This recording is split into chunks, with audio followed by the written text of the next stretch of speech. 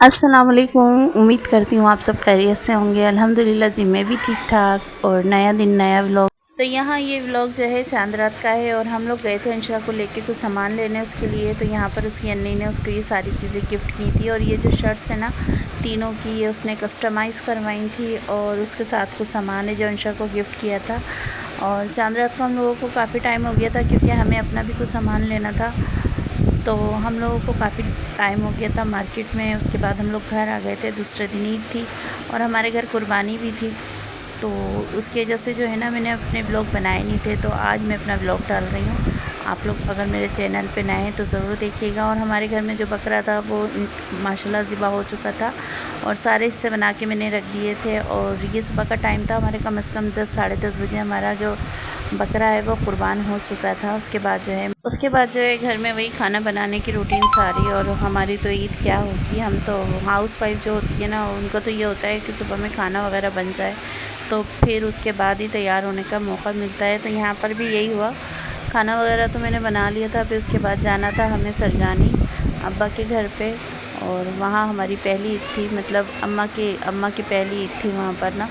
और ये था कि बहनें वगैरह भी सब आएंगी तो सबसे मुलाकात हो जाएगी। तो हम लोग जो है फिर सरजानी जाने के लिए तैयारी करने लगे। और यहाँ ये रात को ही कपड़े वगैरह प्रेस कर दिए थे मेरी बेटी ने। तो ये सूट जो था ज़ुबैदा बुटीक का था, जो उनकी कलेक्शन है वहाँ का। और ये मेरी बेटी ने बाय किया था। ये रेडी टू वेयर था, मेरे को कुछ भी नहीं सिर्फ प्रेस करना था। और बहुत प्यारा सूट था ये, इसका प्रिंट भी बहुत अच्छा है और इसका स्टफ़ भी बहुत अच्छा है। तो यहाँ जो है ना मैं तैयार होने जा रही थी और हमारे साथ अंशरा जाती है और मेरी छोटी बेटी बेटा।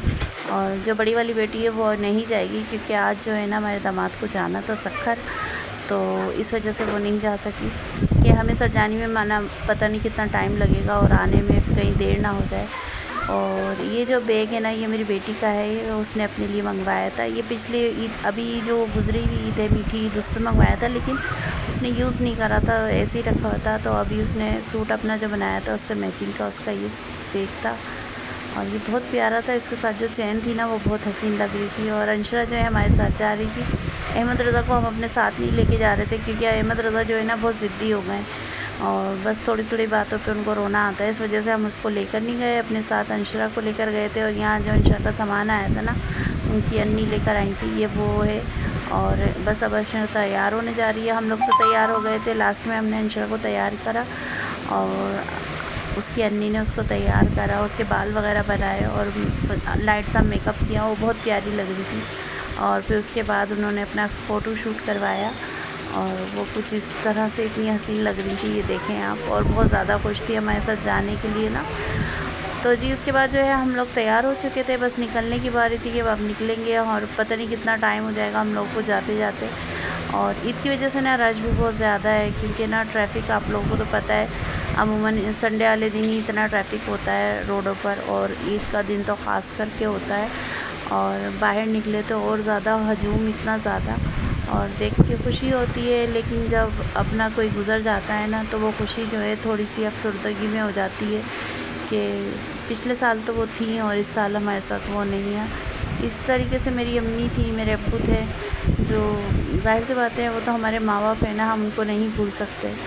और उनको गुज़रे हुए टाइम भी हो गया है तो अब एक दिल को जो है ना बस सब्र आ गया है। लेकिन जो लोग अभी गए ना तो उनको सब्र आने में टाइम लगेगा। मेरे नंद हैं, मेरे देवर वगैरह हैं, ज़ाहिर उनकी तो वालदा थी वो, तो उन लोगों को ज़्यादा एहसास होता है कि वो घर में नहीं है।